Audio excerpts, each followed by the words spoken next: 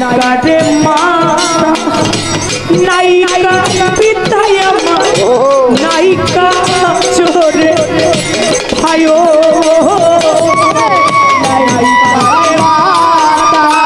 नायिका पितार दया नायिका चोरे भाइयो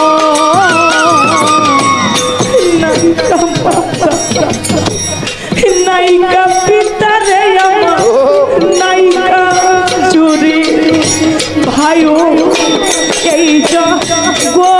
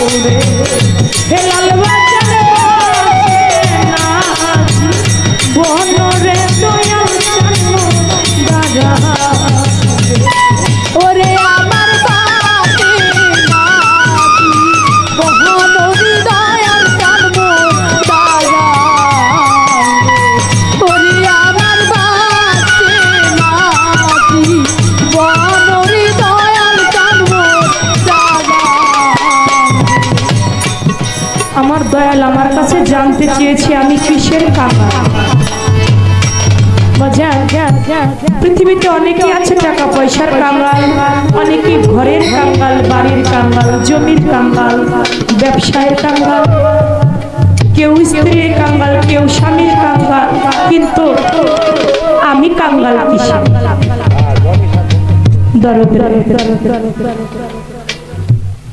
খুলনার মধ্যে একটা দরবার আছে, দরবারটার নাম জুকা দরবার।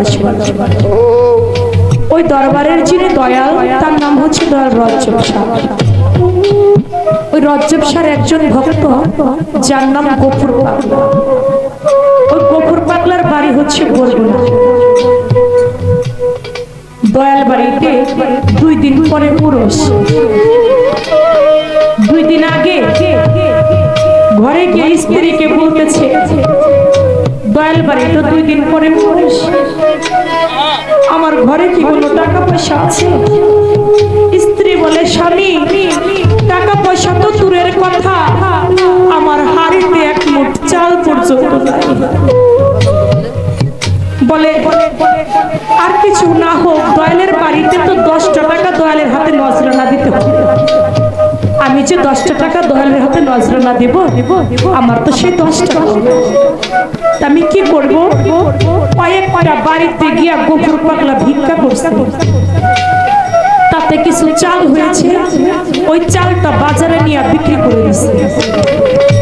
বিক্রি করেছে, কয়টা টাকা পাইছে, তার দিয়ে 2টা মোমবাতি কিনছে, 1 প্যাকেট আগরবাতি কিনছে, আর ছিল মাত্র 10 টাকা।